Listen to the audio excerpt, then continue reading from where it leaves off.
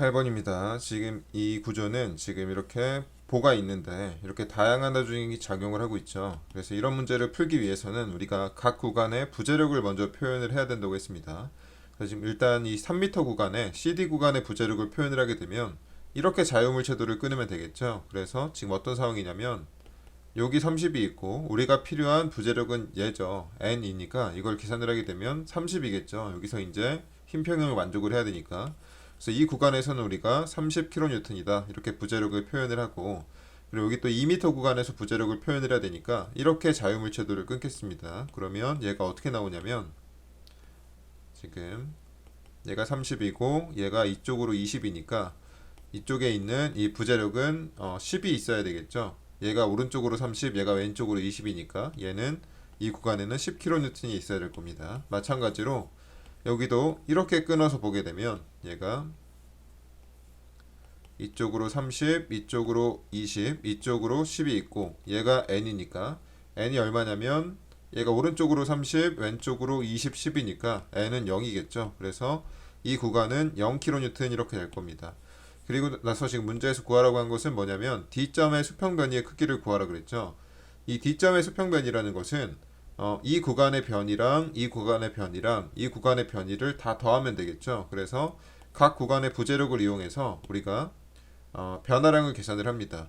지금 얘네들이 각각이 이제 부재력이니까 요거에 대해서 2a분의 pL을 쓰고 요거에 대해서 2a분의 pL을 쓰고 이렇게 하면 되겠죠. 그래서 계산을 하면 여기는 2a분의 0kN 곱하기 1m 될 건데, 여기서 이제 중요한 건 뭐냐면 각 구간에 E랑 A가 동일하죠. 그렇기 때문에 그냥 2A를 분모에다가 한 번에 씁니다. 그리고 여기서부터 쓰게 되면 0kN 곱하기 1m가 나올 거고요.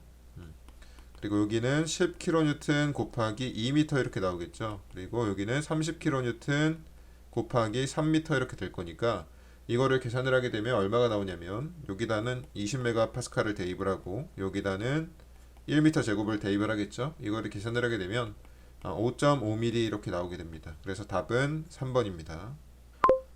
9번입니다. 이 문제는 지금 이렇게 라멘이 있고 여기에 하중이 작용을 하고 있는데, 문제에서는 구조물의 휨 변형 형상으로 적정을 하는 것은 이렇게 물어봤습니다.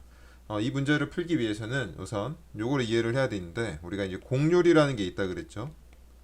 곡률은 곡률 반경과 이런 관계에 있다고 했습니다. 이게 곡률 반경이고,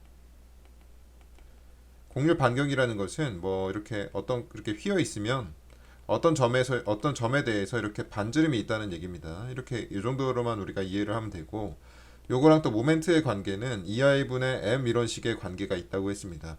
그래서 우리가 뭘 파악을 할 수가 있냐면 구조가 부재가 어떤 모멘트를 받고 있다면 얘가 곡률이 생기겠구나 이렇게 이해를 할 수가 있겠죠. 뭐 상식적으로 당연한 얘기겠죠. 왜냐면 뭐 모멘트가 있으면 얘가 이렇게 휘겠죠.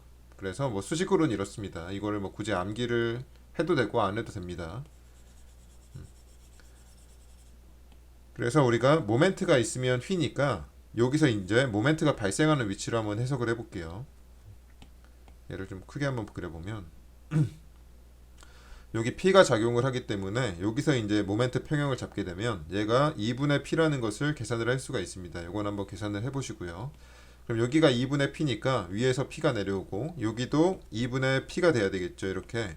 그런데 지금 수평 외력이 없기 때문에 얘는 수평 반력은 0이 될 겁니다. 그래서 여기서부터 한번 볼게요. 여기를 x로 잡고 모멘트를 계산을 하게 되면 얘가 이렇게 자유물체도가 끊어지겠죠. 그래서 여기가 2분의 p가 있고 여기가 x니까 여기에 이제 모멘트를 계산을 하게 되면 모멘트가 뭐 2분의 px가 될 겁니다.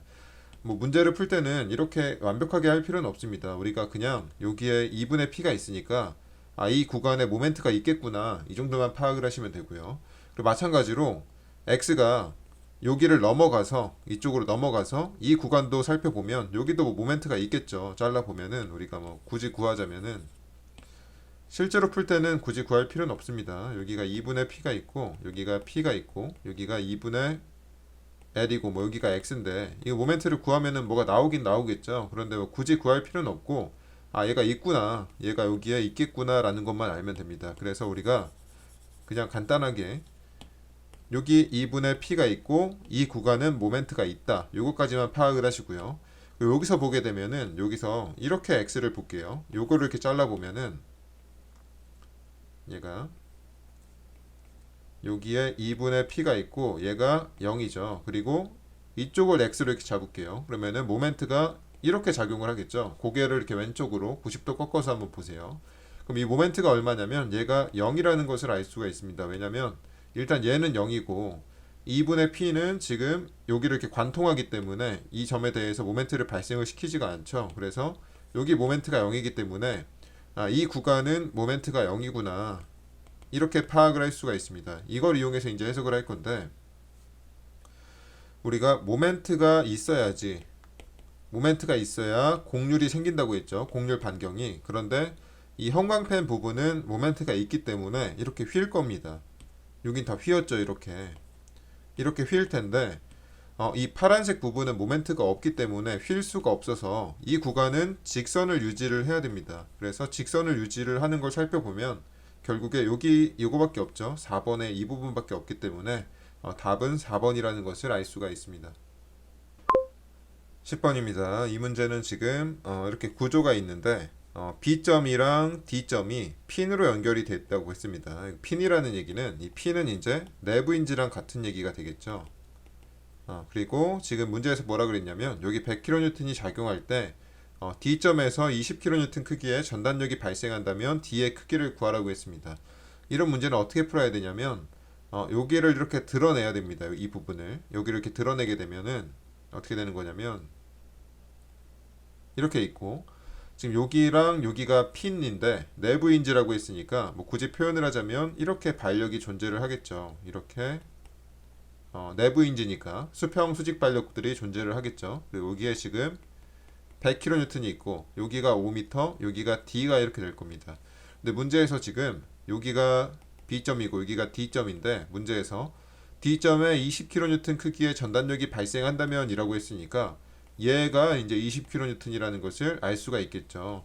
그러면 이제 우리가 구해야 되는 것은 D이기 때문에 여기서 모멘트 평형을 잡습니다. 여기서 모멘트 평형을 잡게 되면 이쪽 수평 발력이랑 이쪽 수평 발력은 이 점을 관통하기 때문에 얘네들은 고려를 하지를 않겠죠. 그래서 이 B점을 기준으로 모멘트 평형을 한번 잡아보면 지금 뭐 이쪽을 한번 플러스로 잡아볼게요. 이쪽을 플러스로 잡고 이 B점을 기준으로 모멘트 평형 방정식을 잡게 되면 우선 얘가 나오겠죠. 그래서 20kN 곱하기 5m 플러스 D 이렇게 나올 거고요. 그리고 마이너스 얘는 100kN 곱하기 5m가 반대로 돌아가죠. 그래서 100kN 곱하기 5m는 0 이렇게 되겠죠. 그래서 이걸 풀게 되면 우리가 D가 20m라는 것을 알 수가 있습니다. 그래서 답은 2번입니다.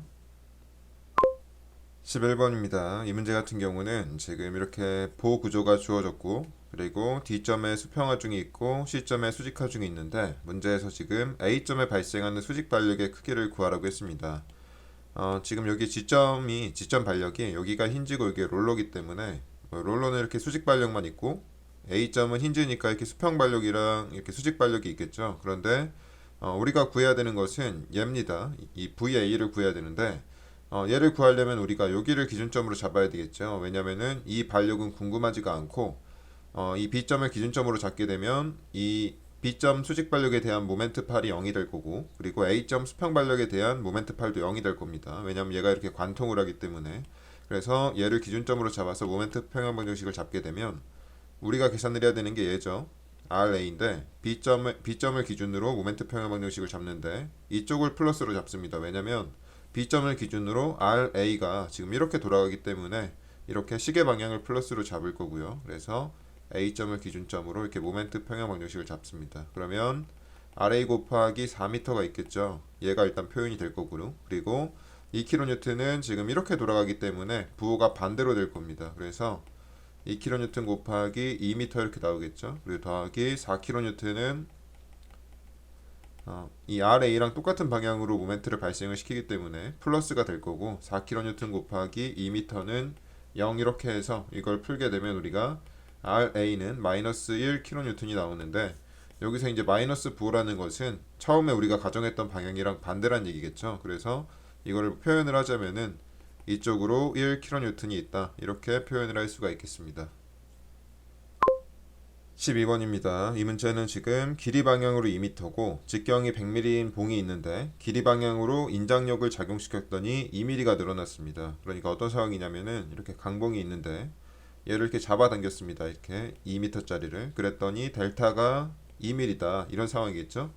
그래서 직경의 감소량을 물어봤는데 우리가 델타 D를 구하려면 얘를 어떻게 구해야 되냐면은 바로 계산을 할 수가 없고 우리가 입실론 레이테랄에다가 얘가 지금 횡 방향 변형률이죠. 얘는 이제 D분의 델타 D 이렇게 표현이 되기 때문에 델타 D를 구하려면은 D에다가 이 입실론 레이테랄을 곱해야 됩니다. 그런데 입실론 레이테랄은 어떻게 계산을 할 수가 있냐면 우리가 포화송 B는 마이너스 입실론 A분의 입실론 레이테랄이 이렇게 된다 그랬죠. 얘가 축방향 변형률, 얘는 횡방향 변형률인데 그럼 이거를 횡방향 변형률에 대해서 정리를 하게 되면 마이너스 포화성 B 곱하기 입실론 A 이렇게 되겠죠. 그래서 얘를 여기다 이렇게 대입을 합니다. 그러면은 이 델타 D가 어떻게 되냐면 델타 D는 D 곱하기 마이너스 포화성 B 곱하기 입실론 A 이렇게 되겠죠.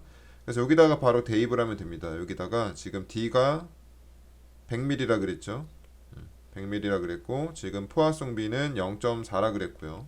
여기 포화성 B가 0.4라 그랬고 이게 지금 축방향 변형률이기 때문에 얘는 원래 길이분의 변형량 이렇게 표현을 할 수가 있겠죠. 그래서 원래 길이가 2m고 델타가 지금 2mm라 그랬으니까 이거를 정리를 하게 되면 우리가 마이너스 0.04mm를 계산을 할 수가 있습니다. 그래서 답은 4번입니다.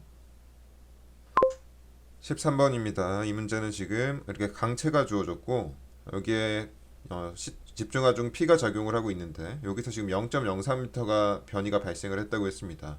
근데 여기서 가장 중요한 것은 뭐냐면 이 강체라는 단어인데 이 강체라는 건 뭐냐면은 이제 우리가 굉장히 단단하다고 생각을 하면 되겠습니다. 그래서 얘는 사실상 이 아이가 무한대다 이렇게 표현을 할 수가 있는데 뭐 이것까지는 뭐 굳이 지금 문제에서는 필요가 없고 그냥 강체는 굉장히 단단해서 만약 얘가 강체가 아니었으면 어떻게 되냐면 지금 여기가 스프링이 달려있고 이렇게 하중을 주고 있죠. 얘가 만약에 강체가 아니었으면은 뭐 이런 식으로 변형이 발생을 했을 겁니다. 그런데 지금 얘는 강체이기 때문에 변형이 됐을 때 이렇게 직선을 유지하면서 변형이 됩니다. 이게 얘가 이렇게 내려갑니다. 그냥. 그래서 이 상태에서 지금 얘가 0.03m다 이렇게 그림으로 지금 표현된 거겠죠. 그래서 얘가 지금 이렇게 직선을 유지하기 때문에 얘가 0.03m라고 한다면 여기를 바로 계산을 할 수가 있습니다. 여기가 지금 2m고 여기가 4m니까 이 B를 이용을 해서 1대 3이니까 여기가 0.01m 처짐이 발생했다 이렇게 계산을 할 수가 있고 그러면은 이 0.01m라는 것은 이 스프링이 늘어난 길이겠죠. 그런데 우리가 스프링이 받는 힘은 F는 K 델타 이렇게 표현을 할 수 있다 그랬습니다. 그래서 스프링 강성이 지금 900N per m라고 주어졌는데 900N per m 곱하기 스프링이 늘어난 길이를 여기다가 곱하게 되면은 얘가 9N이 나오겠죠. 9kN이 나오겠죠. 여기가 9N이 나오죠. 900kN이 아니고 얘가 9N이 나오게 되는데 이 9N 얘가 이제 9N이라는 얘기죠. 여기가 이제 스프링 발력이 9N이라는 거고 그리고 가끔 가다가 이제 학생들이 이 9N의 방향은 어디냐 이렇게 물어보는 학생들이 있는데 얘는 지금 이 스프링 힘이죠. 스프링 힘이라는 것은 얘는 복원력을 의미를 하게 됩니다. 그래서 스프링이 가하는 힘은 이 구조를 원래대로 되돌리려는 방향으로 발생을 하기 때문에 지금 얘가 원래 방향이었고 지금 이만큼 처짐이 발생을 한 거죠. 그래서 스프링은 얘로 되돌리려는 방향으로 발생을 하기 때문에 9N은 이렇게 위로 작용한다는 것을 알 수가 있습니다. 그래서 우리는 이제 어떤 구조를 해석하면 되냐면 이렇게 지금 보가 하나가 있는데 여기 9N이 작용하고 여기 이제 P가 있는 상황이죠. 그래서 여기를 기준점으로 해서 모멘트 평형을 잡으면 되겠습니다. 그래서 여기를 기준점으로 해서 얘가 지금 미지수니까 이 초록색 점에 대해서 P가 발생시키는 모멘트 방향이 이렇게 되죠. 그래서 이쪽을 플러스로 해서 모멘트 평형 방정식을 잡습니다. 이렇게 A점에서 그러면은 P 곱하기 3m가 나오고 그리고 이게 9N은 반대로 돌아가죠. 그래서 9N 곱하기 2m 여기 3m가 아니죠. 6m죠. 여기가 2 더하기 4니까 6m가 되고 는 0 이렇게 하기 때문에 P가 우리가 이걸 계산하게 되면 3뉴턴이라는 것을 알 수가 있습니다.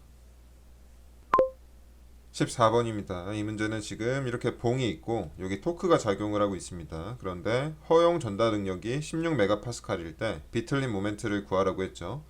그러니까 허용 전달 능력이 16메가파스칼인데 이 봉에서 토크에 의해서 발생하는 맥시멈 전달 능력이 있겠죠. 그래서 얘가 여기까지 될 수 있다는 얘기죠. 그러면 이 맥시멈 값이 16메가파스칼보다 작아야 되니까 어떤 이제 제한된 값이 있을 겁니다. t가. 그래서 이걸 계산하라는 문제인데 우리가 t가 이렇게 작용을 하게 되면 이 앞쪽을 이렇게 확대를 해보죠. 이렇게 보게 되면 이 토크가 어떻게 돌아가냐면은 엄지손가락으로 이 토크 방향을 가리키게 되면 나머지 4개 손가락이 이쪽 방향으로 이렇게 돌아가게 되겠죠. 이렇게 돌아가게 되는데 이 화살표들이 이제 의미하는 게 전달 능력인데 얘를 계산할 수 있는 공식이 이걸 암기를 하라고 했습니다. IP분의 T로라고 했죠. 그래서 이 로라는 것은 뭐냐면 여기서부터 이렇게 로만큼 떨어진 지점의 전달 능력을 구하는 게 IP분의 T로라고 했습니다. 그러면은 IP는 단면에 고정되어 있고 단면에 이제 단면 치수로 구하는 거고 IP는 그리고 T는 외력이기 때문에 여기서 이제 변화될 수 있는 값은 로가 되겠죠. 그래서 이 타우 맥스는 어디서 발생을 하냐면 여기서부터 가장 먼 거리에서 발생을 할 겁니다. 그게 무슨 얘기냐면은 좀 자세하게 한번 설명을 하자면은 얘가 이렇게 단면이 있는데 여기서부터 토크가 발생을 하면은 이제 이런 식으로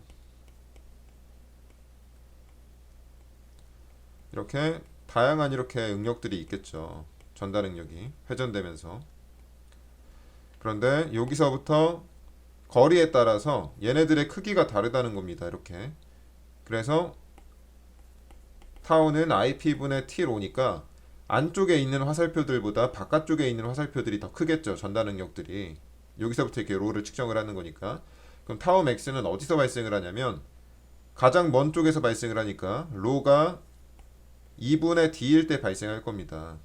가장 외측에서. 그래서 우리가 타워 맥스는 어떻게 표현을 할 수가 있냐면 IP분의 T에 2분의 D다 이렇게 표현을 할 수가 있겠죠. 그래서 여기다가 바로 대입을 하게 되면